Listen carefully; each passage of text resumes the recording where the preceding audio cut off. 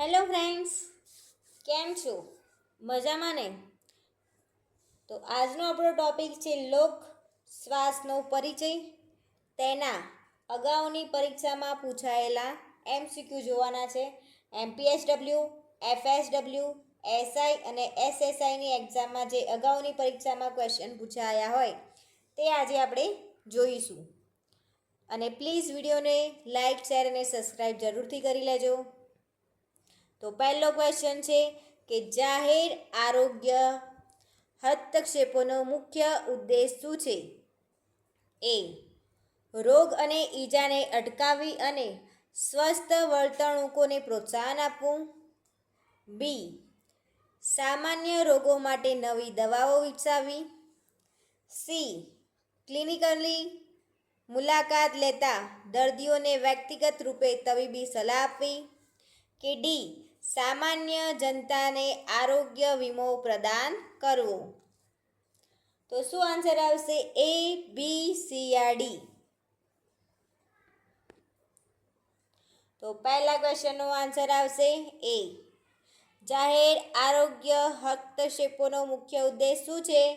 તો રોગો અને ઈજાને અટકાવવી અને સ્વસ્થ વર્તણૂકોને પ્રોત્સાહન આપવું. બીજો ક્વેશ્ચન કે નીચે જણાવેલ પૈકી કોણે જાહેર આરોગ્યની ઉત્તમ વ્યવસ્થા આપી છે? A. John Snow. B. C. Winslow. C. Joseph William Bhore. કે ડી. ગેડવિક. તો આ ક્વેશ્ચન MPSWની એક્ઝામમાં 2024માં પૂછાઈ ગયેલો છે. તો શું આન્સર આવશે? એ, બી, સી યા ડી? તો જાહેર આરોગ્યની ઉત્તમ વ્યવસ્થા કોને આપી છે? તો આન્સર આવશે સી. વિન્સ્લોએ આપી છે. કોને આપી છે? સી. વિન્સ્લોએ. ત્રીજો ક્વેશ્ચન કે આરોગ્ય અને માંદગી જેટલી વૈશ્વિકતા બીજી કોઈ નથી એવું કોણ જણાવેલ છે? A. Sir Joseph Bohr. B. Chadwick. C. Joseph Lister. કે ડી. Paul Russell. તો શું આન્સર આવશે? એ, બી, સી યા ડી? કે આરોગ્યની માંદગી જેટલી વૈશ્વિકતા બીજી કોઈ નથી. આવું કોને કીધું છે? તો પોલ રસેલે કીધું છે. કોને કીધું છે? પોલ રસેલે કીધું છે. ચોથો ક્વેશ્ચન જાહેર સ્વાસ્થ્ય અંતર્ગત સર્વેલન્સ એટલે કે નિગરાણી સંદર્ભે શું સાચું નથી? તો એ. સર્વેલન્સ સતત ચાલતી પ્રક્રિયા છે. બી. તમામ રોગોની માહિતી એકઠી કરવામાં આવે છે. સી. મેળવેલ માહિતીનું વિશ્લેષણ કરવામાં આવે છે. કે ડી. સર્વેલન્સથી 5 વર્ષથી નાના બાળકોનો મૃત્યુદર ઘટી શકે છે. તો શું આન્સર આવશે? એસઆઈની એક્ઝામમાં ક્વેશ્ચન પૂછાઈ ગયો છે 2023માં. ए, बी, सी या डी? किसको लॉक किया जाए? तो आंसर આવશે બી. તમામ રોગોની માહિતી એકઠી કરવામાં આવે છે. જાહેર સ્વાસ્થ્ય અંતર્ગત સર્વેલન્સ સંદર્ભે શું સાચું નથી? તો તમામ રોગોની માહિતી એકઠી કરવામાં આવે છે. આ સાચું નથી. તો તેમાં શું કરવામાં આવતું હોય છે? સર્વેલન્સ સતત ચાલતી પ્રક્રિયા છે. મેળવેલ માહિતીનું વિશ્લેષણ કરવામાં આવે છે અને સર્વેલન્સથી 5 વર્ષથી નાના બાળકોનો મૃત્યુદર ઘટી શકે છે.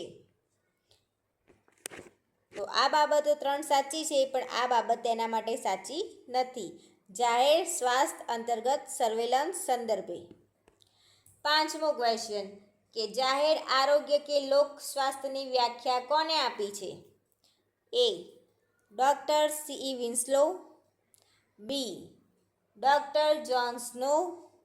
સી. Sir Edwin Chadwick. કે D. Sir John Peter Frank. તો શું આન્સર આવશે? A, B, C yeah D?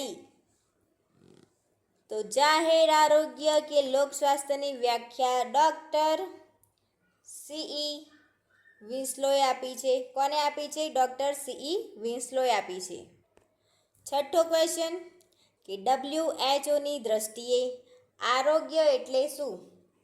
A, રોગોના હોવા. B, શરીર અને મનની તંદુરસ્તી. C, શારીરિક, માનસિક, સામાજિક અને આધ્યાત્મિક તંદુરસ્તી. કે D, રોગ વિનાની સ્થિતિ. તો શું આન્સર આવશે? A, B, C yeah D? તો છઠ્ઠા ક્વેશ્ચનનો આન્સર આવશે C, શારીરિક, માનસિક, સામાજિક અને આધ્યાત્મિક તંદુરસ્તી. WHOની દ્રષ્ટિએ આરોગ્ય એટલે શું? શારીરિક, માનસિક, સામાજિક અને આધ્યાત્મિક તંદુરસ્તી. સાતમો ક્વેશ્ચન પ્રાથમિક આરોગ્યના સિદ્ધાંત કયા છે? A, ન્યાયસંગત વિતરણ. B, આંતરક્ષેત્રીય સમન્વય. C, સમાજનો સહયોગ અને યોગ્ય ટેકનોલોજી. કે D, ઉપરના તમામ. શું આન્સર આવશે? A, B, C yeah D?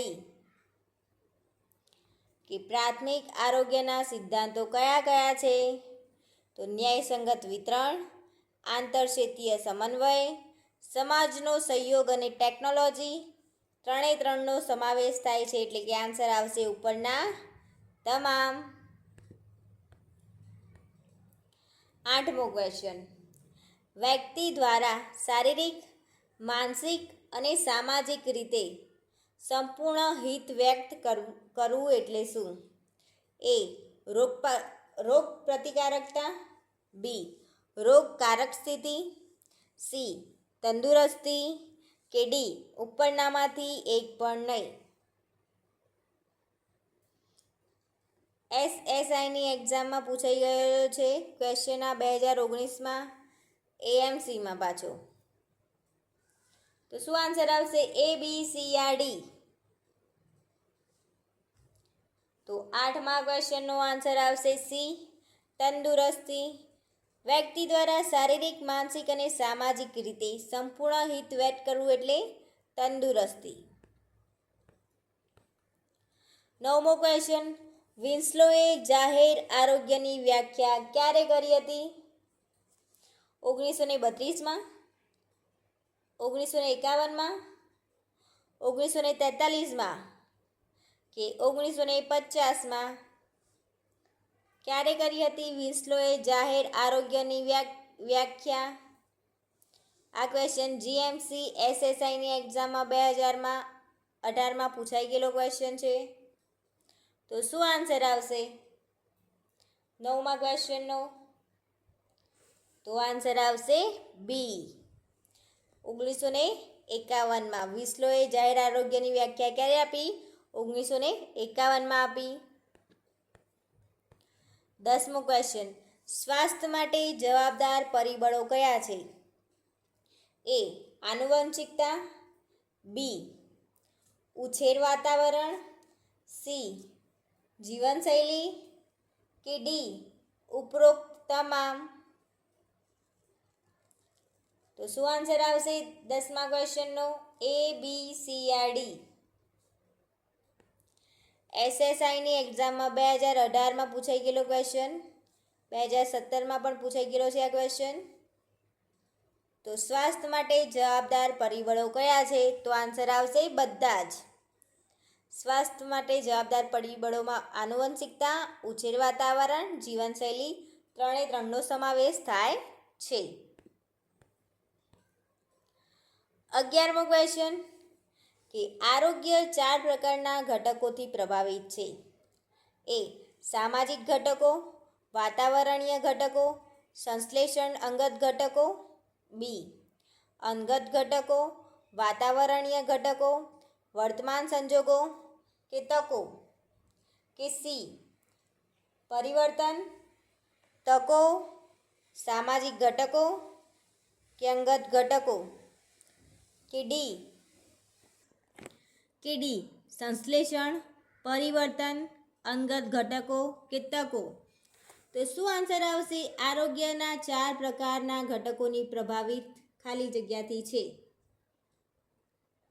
તો એ આન્સર આવશે, બી આન્સર આવશે, સી આન્સર આવશે કે ડી આન્સર આવશે? તો 11મા ક્વેશ્ચનનો આન્સર આવશે બી. તો લોક સ્વાસ્થ્યનો પરિચય, આ ટોપિકની અંદર બસ આટલા જ એમસીક્યુ હતા. હવે આપણે બધા જ ટોપિક વાઇઝ લઈશું એમસીક્યુ. તો પ્લીઝ મારા વિડીયોને તમે જોજો, લાઈક કરજો, શેર કરજો, સબસ્ક્રાઈબ કરજો. Thank you for watching my video and જય માતાજી.